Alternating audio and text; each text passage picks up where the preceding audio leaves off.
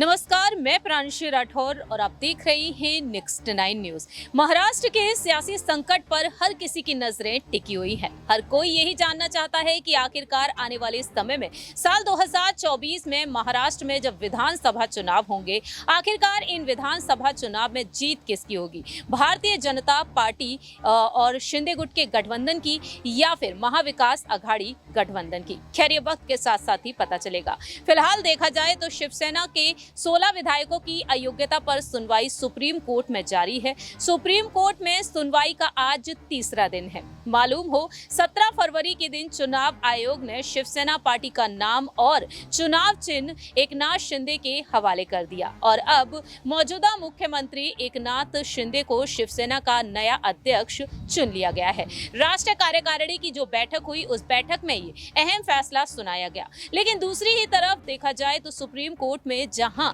यहां पर जोरदार बहस देखने को मिली है, वहीं दूसरी ही तरफ यहां पर अधिवक्ताओं की तरफ से अहम मांग भी की गई है। जानकारी देना चाहेंगे आप सभी को यहां पर सुप्रीम कोर्ट में आखिरकार अंदर क्या कुछ चला। जी हां, जस्टिस डीवाई चंद्रचूड़ के सामने किस तरह से उद्धव ठाकरे गुट के वरिष्ठ वकील कपिल सिब्बल ने अपनी दलीलों को पेश किया, वहीं अभिषेक मनु सिंघवी ने भी। दूसरी ही तरफ देखा जाए तो शिंदे गुट के अधिवक्ताओं ने भी अपनी बात खोलकर रखी, दलीलों को पेश किया। लेकिन इस बीच यहां पर कपिल सिब्बल में कई सवाल खड़े कर दिए और साथ ही साथ कुछ अहम मांग भी की है। दरअसल आपको बता दें कि हाल ही में सुप्रीम कोर्ट में जो सुनवाई चली, इस सुनवाई में ठाकरे गुट के वकील कपिल सिब्बल ने मांग की संविधान पीठ सुप्रीम कोर्ट के अंतरिम आदेश से हुई गलती को सुधारे। सिब्बल ने कहा कि 16 विधायकों की अयोग्यता का फैसला विधानसभा अध्यक्ष जिरवाल को सौंपा जा सकता है। ये बहस ठाकरे गुट ने शुरू की। वहीं राविया मामला और दल बदल निषेध कानून पर भी पुनर्विचार हो। सूबे में सत्ता संघर्ष में देखा जाए तो तीसरे दिन ये सुनवाई हुई। ऐसे में देखा जाए तो ठाकरे गुट ने अपनी दलीलों को पेश किया, तो वहीं कपिल सिब्बल ने यहाँ पर ये बड़ी मांग की है।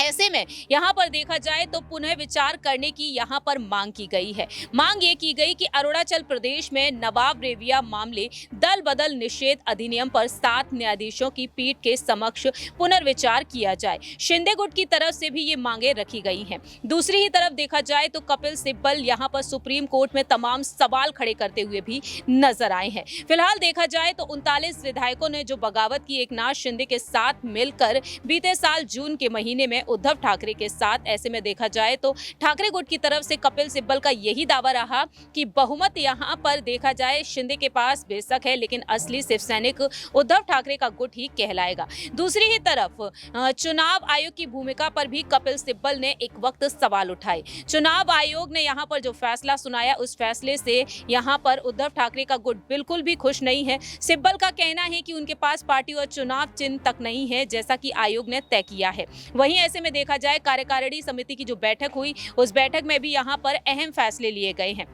ऐसे में यहां पर कपिल सिब्बल के सामने सुप्रीम कोर्ट भी अपनी बात रखते हुए नजर आए। फिलहाल देखा जाए तो चुनाव आयोग की भूमिका पर सवाल खड़े कर दिए हैं कपिल सिब्बल ने। कोर्ट का ध्यान अपनी ओर खींचा और इतिहास में किसी भी राज्यपाल ने बहुमत परीक्षण के लिए किसी को नहीं बुलाया। यहां पर सिब्बल ने ये दलीलें रखी। राज्यपाल से अयोग्यता नोटिस वाले विधायकों को छोड़कर बहुमत परीक्षण की अपेक्षा की गई थी। राज्यपाल स्वयं किसी दल से बहुमत परीक्षण का अनुरोध नहीं कर सकते। एक समूह को राज्यपाल के पास जाने की जरूरत है। कपिल सिब्बल ने यहां पर सुप्रीम कोर्ट का ध्यान अपनी तरफ खींचने की पूरी कोशिश की। फिलहाल देखा जाए जोरदार बहस देखने को मिली। शिंदे गुट की तरफ से वकील हरीश साल्वे ने भी अपनी दलीलें पेश की और यहां पर दल बदल निषेध अधिनियम के उल्लंघन के बारे में उन्होंने तर्क को खारिज कर दिया। ऐसे में हरीश साल्वे का तर्क ये रहा कि बिना बहुमत परीक्षण का सामना किए तत्कालीन मुख्यमंत्री उद्धव ठाकरे के इस्तीफे के कारण महाविकास आघाड़ी सरकार गिर गई।